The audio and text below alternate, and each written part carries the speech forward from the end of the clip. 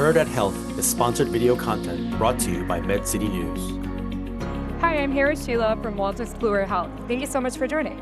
Oh, it's a pleasure to be here. Yeah, so we'll just jump right in. To start, what trends regarding the integration of AI in healthcare are you really monitoring right now? Well, one, like the obvious, and I think the heart of what we do is obviously the technology itself and the ability to converse with information. You know, for us at UpToDate in particular, we have this, trusted content store of medical content that has been trusted by physicians for so long. And now the ability to access it in a new way, I think has tremendous democratizing potential for providers in general, so that they can start to converse and be more efficient in their work. And then, potentially, the ability to reach to patients or others. And I think that's going to unlock something special and new. So the ability to take that information that was once locked in text and unlock it, have it be conversational, accessible in a new way, I think is going to bring something really important to healthcare eventually. And then the second trend for us is really Ambient and the new ambient technologies out there, and what that will do for CDS, in particular in workflow. So I'm still in practice. I've been in practice for unbelievably about 20 years now, and have been in clinical decision support alongside my clinical career for about 12, and have always sort of watched how we make decisions. And I think one thing that's really important is the decision making is a very thoughtful process, right? I think when we're in technology, we kind of think of it as something that's going to be quickly automated. The idea that we can take all this data and have technology amalgamate it and then quickly search a source and get the right answer just in the right moment. I think the likelihood of achieving that is slim. And when I watch us sort of make decisions, you're not pushing buttons. You're really stepping back and you're thinking about what you're going to do. And it's a very thoughtful space. It's very different from the action-oriented EHR technology. So I think there's huge potential when it comes to ambient, and that we haven't quite gotten to what it is yet. But once we're able to start interacting with the information that we need to know in real time and conversation, just like we talk to each other as colleagues, I think that's going to be truly exciting. Yeah, absolutely. Yeah, that's really interesting. Going off of that, you recently launched a new solution called UpToDate Expert AI. Can you tell me a little bit more about why you launched it and how it works?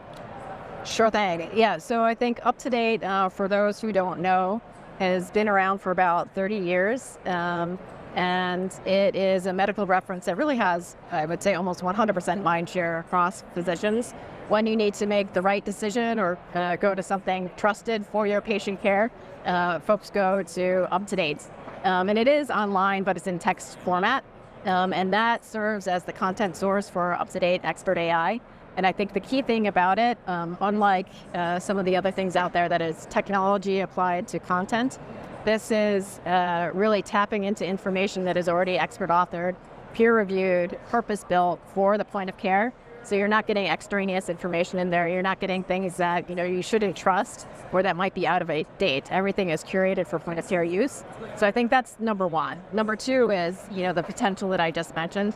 To me, this is just so hugely exciting. I'm thrilled I get to live through this era and work with this technology, because I think of the potential of what that trusted source sort of democratized can be.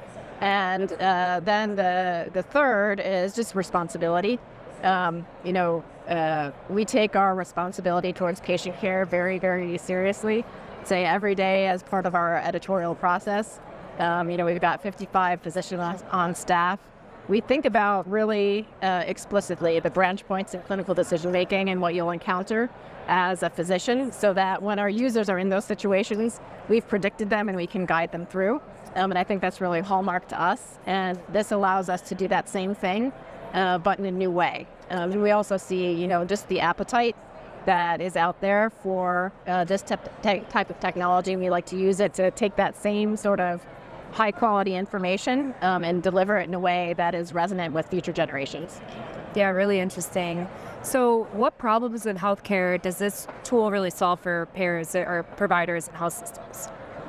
Well, I think one for sure is everyone is so time crunched that having something that is easy to use is massive in healthcare, and something that is conversational gets you away from all of the clicking that is in the EHR or the data gathering. So I think the way this technology works, I think is big. So there's the efficiency gain there. But then I think for us, the efficiency gain really only comes if the information is the right information. Right? So I think when we think about this, it's not really just sort of the superficial answer or a quick answer. We're really trying to do the same thing that we've always done, which is guide someone or help someone make the best decision. And I think that's just, an amazing opportunity.